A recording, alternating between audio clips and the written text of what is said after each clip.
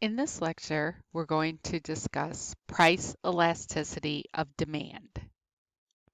Think about why furniture stores have sales all the time, but gas stations rarely would have a sale.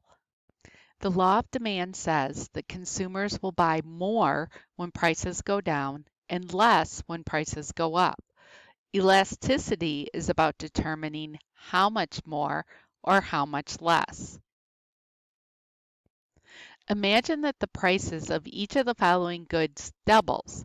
How would the price increase affect the quantity demanded?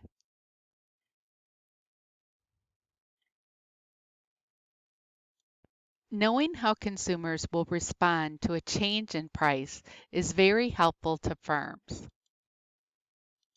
Why does elasticity matter? It helps them decide what to charge and when, if ever, to have a sale.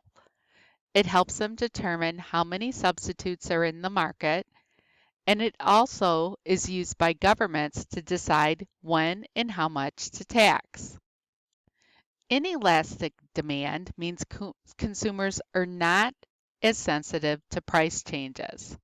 So even though the price of milk in this illustration has gone up to $2.40, she still needs it, so she's not going to be happy, but she's going to buy it. Inelastic demand equals quantity that is insensitive to a change in price. So if the price goes up, quantity demanded will fall a little. If the price decreases, the quantity demanded increases a little. In other words, people will continue to buy it. An inelastic demand curve is steep. It looks like an I. So just like the word inelastic begins with an I, the inelastic demand curve is vertical. Or I should say relatively vertical in this case. So some examples could be gasoline, milk, diapers, maybe chewing gum, medical care, toilet paper. So gasoline and insulin would certainly be two goods that would be inelastic or have inelastic demand. Consumers are going to buy these whether or not the price goes up. Some general characteristics of inelastic goods. There are few substitutes. They're necessities. They usually are a small portion of income. They're required now rather than later. And the elasticity coefficient is less than 1. So to compute the elasticity coefficient, you would calculate the percentage change in quantity over the percentage change in price. Elastic demand. Look at these two illustrations. So if Coke is cheap, consumers are going to buy a lot of it. If a liter goes up to $3, you're going to walk away and not buy that good.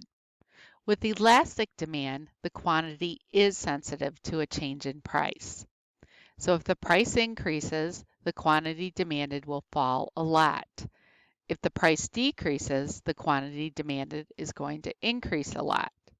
In other words, the amount people buy is sensitive to the price.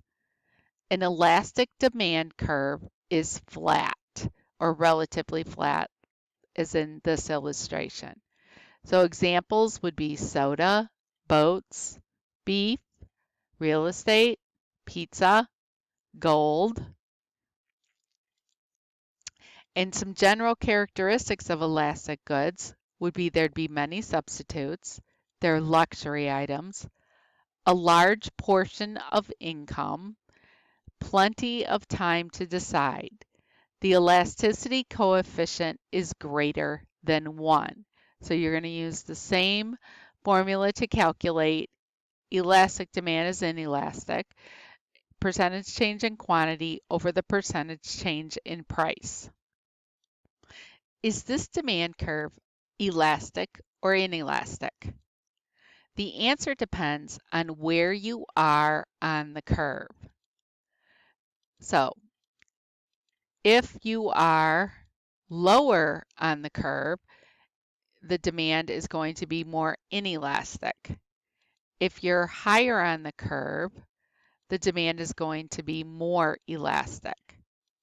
So elasticity varies along the linear demand curve.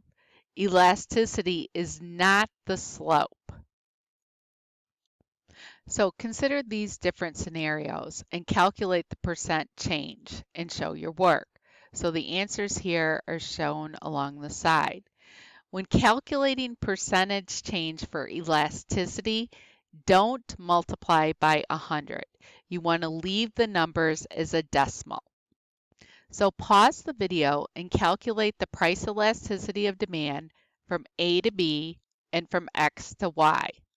A to B is negative 5, X to Y is negative 0.5. So are these elastic or inelastic? Anything over 1 is elastic, anything less than 1 is inelastic. So beef, real estate, and gold would all be elastic. Gas, medical, and electricity would be inelastic. What about the demand for insulin for diabetics? That would be reflected as a vertical demand curve. It would be perfectly inelastic, so the coefficient would be 0.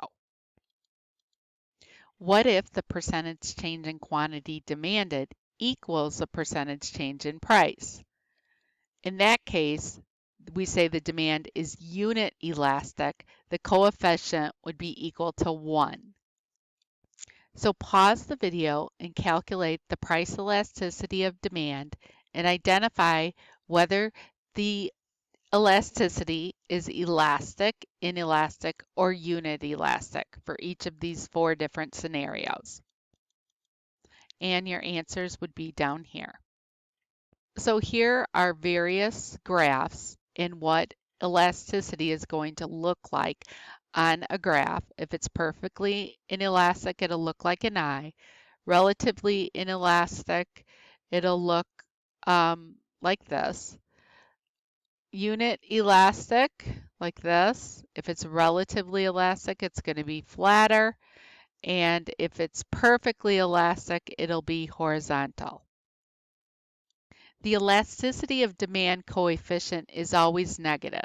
These numbers are the absolute value.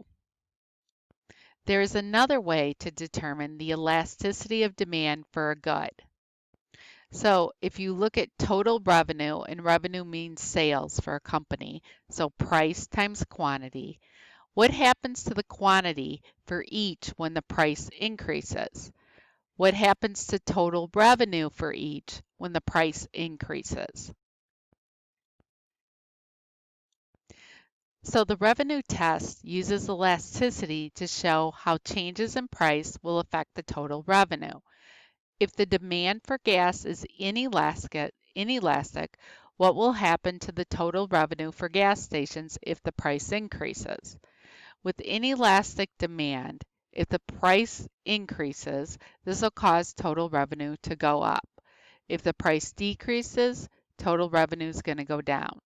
With elastic demand, if the price goes up, the total revenue is going to fall. And if the price falls, the total revenue is going to increase. If with unit elasticity, the price changes and the total revenue would remain unchanged.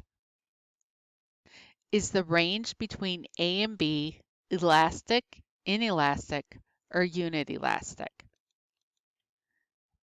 The total revenue, if there are 100 units sold, would be $1,000.